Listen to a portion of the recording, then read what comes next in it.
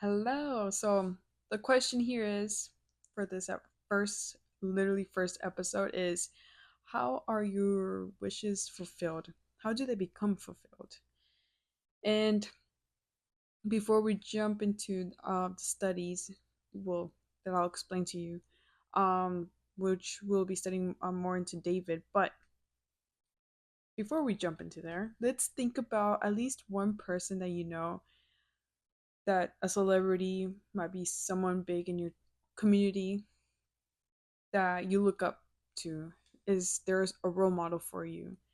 And think about their story. Where did everything started? How did this person get to where they are?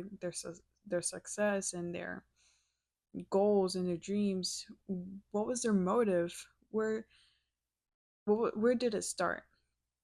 And just to give a small example, I I'll share with you a little, Canelo. You guys probably know him, the boxer, and I listened a little bit of his story, how everything started. Why did he? What was his motive? Why did he want to play the sport? Why did he want to box? And it all started out when he was, you know, 10. But before he was 10, he was working. He was a hardworking young kid, um, trying to help his family, but also for himself. And then he finally, for the first time, he never knew what was boxing, luchador, and it was his first game, and that he got inspired, and ever since then he was like, "This is it. This is my future. I'm gonna be a boxer." And he did. Like, he found some coaches and the people in the gym, and he was dedicated, working out, practicing every single day. And he was been, I think, around middle school or high school. He was already playing the games, winning games, making money. And then now we know who he is from all of the games he has done, all the championships, but also he has his own businesses and investments. So he has been having a lot of success, and um, his goals and dreams being fulfilled. But how do they get fulfilled? How do these wishes and goals get accomplished? And I believe that it all started with his parents. I believe these small characteristics, traits, role models were were foundation through the parents. And we see this kind of example in David. But before we jump into David, who chose him? Who chose that David will be the one who will be the king? Samuel. But before the Samuel became prophet, how what happened before? Hannah, his mom. Hannah really gave she's a big example here when it comes to how your wishes are fulfilled, because Hannah, I believe she was not supposed to have a kid. She couldn't.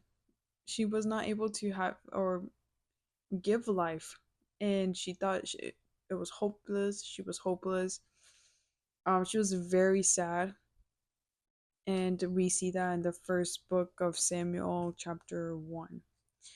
Um, so I don't know what was going. I don't. I'm about to say so. Her husband actually had another wife, so there were two wives, including Hannah. I don't like that. Like, I have no idea why that even existed. But he loved her. The husband loved Hannah more than the other one. He would give more possessions, money, material, everything to Hannah more than the other one. The other one, she actually gave birth to his, like, kids, for his. But But Hannah, that's what all she wanted was a child.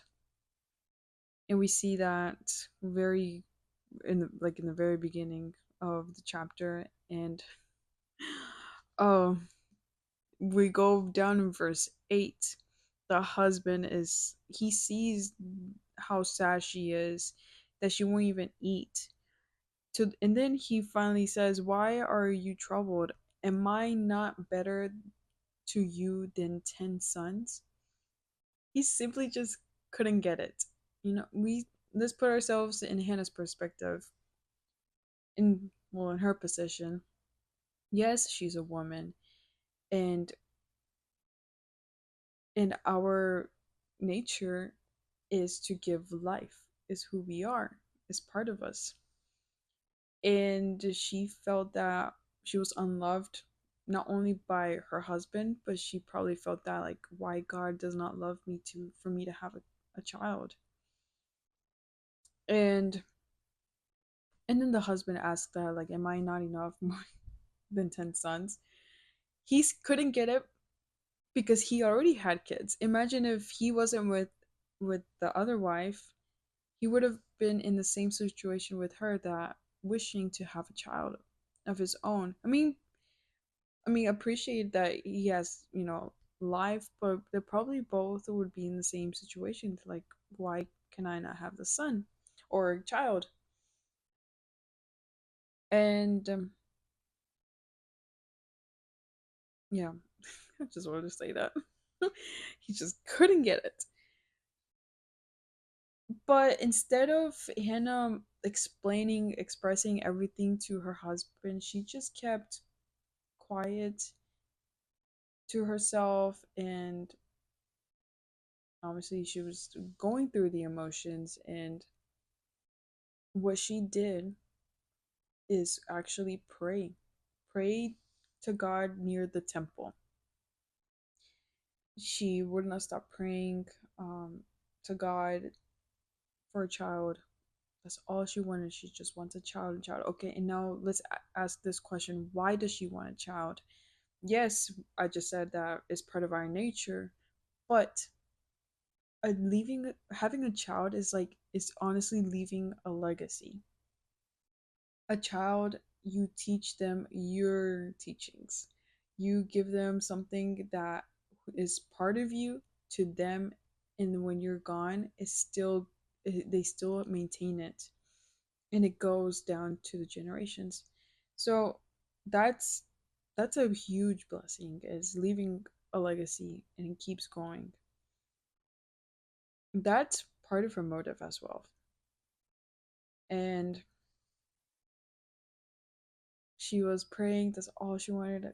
She wants one child. Just let me have one child. But in the prayer, she said, "Give me a child, and I'll give him back to you.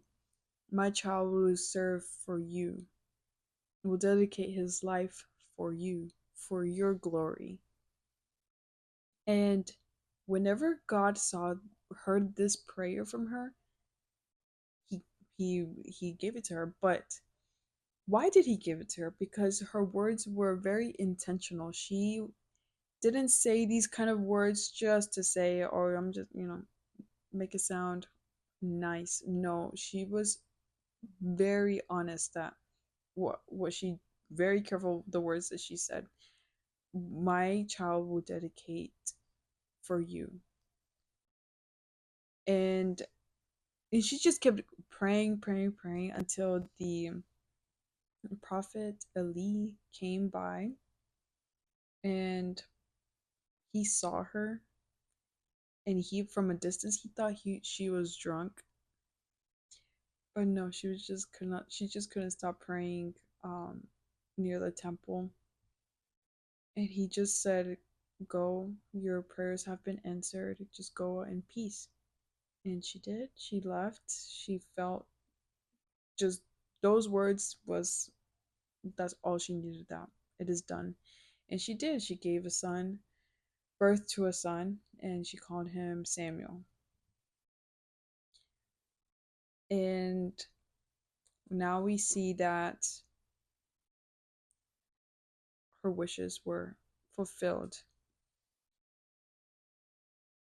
I feel that because we all know who Samuel is, we all know who David is, but Hannah she laid out the foundation of what it means to, or how to get our wishes fulfilled. And it all starts with prayer, faith, consistency, persistence, and intentionality. And it sounds so simple, and that is the foundation that many of us miss and hesitate in a way.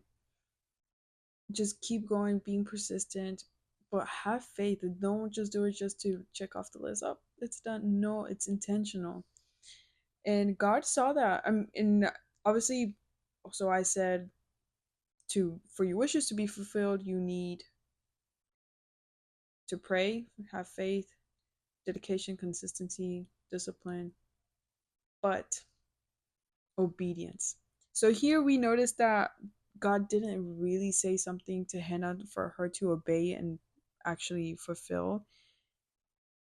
She basically laid it out that she had to fulfill it. um but it was very, I even then, so if God even told her something, she would do it because it's obedience. But she gave her word and she fulfilled it. When Samuel turned 5, she um, gave her son to the prophet Eli. And Samuel learned how to read, learned the history, learned the routines. And why am I saying this? Is because it got to a point when Samuel was in his teenage years, probably like 16, 17, that God's probably younger, that while he was sleeping, Samuel was sleeping, he heard a voice. Someone was calling him Samuel. Samuel woke up and he thought it was Prophet Eli and Elijah, or Eli. Eli we say in Spanish, but Eli. So he woke up and went. He thought it was Eli calling him, and Eli said, "Nope, I didn't call you." And he heard of his name being called again, Samuel. Samuel went up, went to Eli, and Eli, no. Third time, and Eli said, "If when you hear the voice one more time, say these words, Lord, I am here," because it's God speaking directly to you. And that imagine you if you were in Samuel's position. That's like an honor directly. But the point is, how did how did Samuel get to the point for him to have the privilege to be reached out directly from God? As he grew, he was everything he decisions he made, the routines was not just a routine. It was intentionality, consistent, persistent, discipline, learning, enjoying it, enjoying the teachings. And God saw his heart. That is, he did everything with love and intentionality, and he saw him that he was ready, and he spoke to him directly. These foundations from Samuel come from Hannah. So this is a message also for us adults and parents, that we are laying out the foundation right now, and these young generations will pick it up really quick. And we will never know when they're going to be called out for something big, but they have these foundations already laid out for them, because we set the role model, we've set the example. And then through Samuel, we all know he David comes in. But I believe Samuel was also an inspiration in the community, in the town. The way he is, his composure, his character, that everyone was inspired, and that came down to David. And David was also young. We'll also study into Daniel, Daniel as well. The message here for this community is to share that it's not too early, you're not too late. There's no time to waste. That's what I'm here for, to share. There's no time to waste, and there is so much to learn, and there's so much to practice and dedicate. Hannah laid out the foundation that sounds very simple, like 5 things, but it's some of us is hard to do. But we are here as a community, and hope this Elroy community is gonna grow, with the purpose of, yes, of course, your future and success, but honestly is your intimacy with God, not forgetting why are we here in the first place, and also where you're at, in the position you're at. We're here because He had made it possible for us to have it. Um, this is a short episode, first episode, English version. Um, let me know in the comments about if you want to be involved, engaged, and essentially, I would love for it to go global. The goal is honestly having a group of 2 or 3 people, and you have a group to study the Bible with. Um, One thing is just simply reading, but studying it is another, and it's just deep, and you understand more. We'll be learning through this. Um, you can follow along for these first few episodes. We're going to be studying the book of Samuel, the first book, and it'll be a great journey. Let me know if you have any questions, comments, and the next ones will definitely be longer. This was just a little bit of background of what's going on, what's the point of all of this, but this is for everyone, and especially the young generation, to let you know that you're not alone. I understand that you're stuck at home. You guys are in the same community, the same school, but time flies by, and you'll never know when God's going to call you out. But enjoy the moment, enjoy studying what you have right now. And it is just still the beginning. You're not alone. There's going to be a point that God's going to take you out. Things are going to change for everyone, but we're here, and there's so many people like you out in this world. You just need to continue to play your part. So we'll learn together, and I'm excited for this new journey. This is my goal. This is Elroy has been one of my goals to create, and hopefully we'll get to know more each other with everyone. Thank you, and have a blessed day.